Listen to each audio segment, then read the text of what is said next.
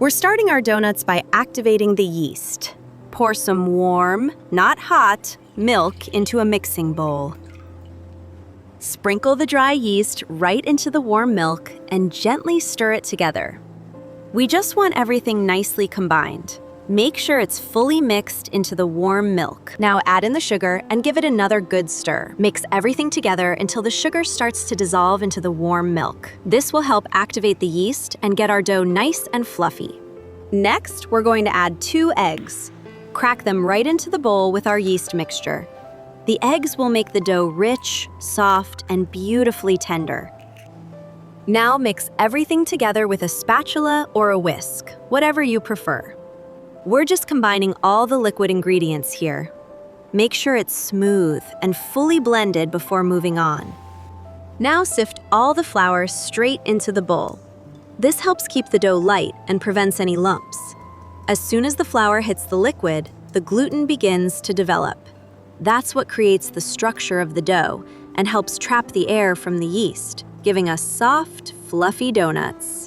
Add the salt. This will balance everything out and enhance the flavor of our donuts. Mix the dough with a spatula until it starts to come together into a soft mass. Make sure to break up any dry flour pockets and evenly distribute the salt. The dough will still feel sticky at this point, and that's perfectly normal. Just keep mixing until everything looks nicely combined. Once the dough comes together, knead it right in the bowl. Hold the bowl steady, lift the edge of the dough, and fold it into the center. Press it down with the heel of your hand and repeat. Set the dough aside for now. Lightly dust your work surface with flour. Transfer the dough onto your floured surface and start kneading it there. It's much easier and more effective to knead on a firm surface than in the bowl.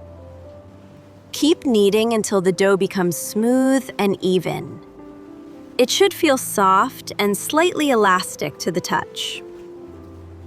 Once the dough feels smooth and elastic, add the room temperature butter. Make sure it's soft so it blends in easily. This will make our donuts extra tender and rich. Now we're going to work the butter into the dough using stretching and folding motions. Gently pull the dough up, stretch it, and fold it back over itself. Then press it down and repeat. At first, the dough may look messy and very slippery. It might even seem like it's separating or falling apart, and that can feel a little scary. But don't worry, this is completely normal when adding soft butter to developed dough. Just keep kneading steadily and give it time. This process can take around 10 minutes, depending on how warm your kitchen is and how actively you're working the dough. Slowly, you'll notice a change. The dough will begin to absorb all the butter and come back together. It'll start feeling smoother, softer, and much more elastic.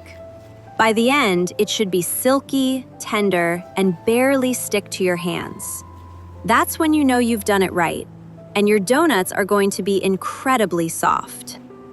Using a bench scraper or spatula, divide the dough into 10 pieces. This tool helps you cut the dough cleanly without tearing its structure. Try to keep the pieces as even as possible. If you'd like them perfectly uniform, you can weigh each piece on a kitchen scale. That way, your donuts will be the same size and cook evenly. Gently flatten each piece of dough. Bring the edges to the center and seal it. Place it seam side down and roll it into a smooth ball. This creates tension and helps the donuts keep their shape.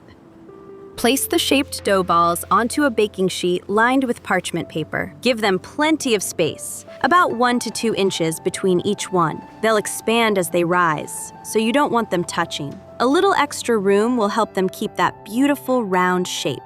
Cover the baking sheet with plastic wrap, then place a towel over the top.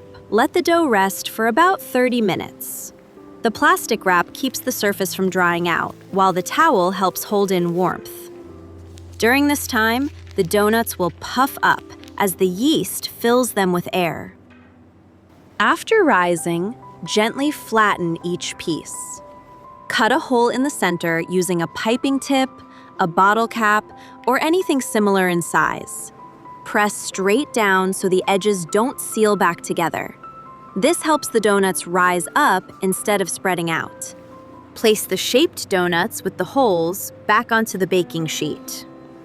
I like to divide them between 2 baking sheets so they don't stick together. Cover them again with plastic wrap and a towel. Let the donuts rest for another 30 minutes for their second rise. This step allows the dough to relax, so they won't lose their shape later. It's also what gives the inside that light, fluffy texture we're looking for. After that, place the donuts into a preheated oven. Bake them at 250 degrees Fahrenheit for about 20 minutes. As they bake, they'll rise a bit more and become lightly set on the inside. They shouldn't brown too much. We just want them gently baked through and soft. Pull the donuts out of the oven. Just look at them. They've risen so nicely and look incredibly soft and fluffy. Next, let's get the oil ready for frying. Pour a generous amount of vegetable oil into a deep pan. You want enough oil so the donuts can float freely without touching the bottom. Place as many donuts as will fit comfortably in the pan. In the first batch, I left the holes as they were after baking. This resulted in an interesting appearance. Fry until golden brown on one side, then flip them over and fry on the other side. Transfer the finished donuts to a wire rack and place paper towels underneath. That way, any extra oil can drain off. For the second batch, I gently stretch the holes a bit wider with my fingers. That gives the donuts a more classic bakery-style shape. But it's completely up to you. Shape them however you like. You can leave the holes smaller or skip them altogether. Without the holes, these donuts are perfect for filling with cream, jam, or chocolate. Once the donuts have cooled slightly, roll them in powdered sugar. If they're too hot, the sugar will melt from the steam and turn sticky. But when they're just warm, the sugar coats them in a soft, snowy layer that stays light and fluffy. If you want extra flavor and a more beautiful finish, dip them in melted chocolate. I'm using dark chocolate and adding a little oil to make it smooth and glossy. That way, it won't crack when you take a bite. Dip each donut into the melted chocolate, then place it on a wire rack. This lets the excess drip off so you don't get chocolate pooling at the bottom. The glaze will set into a smooth, even layer all around.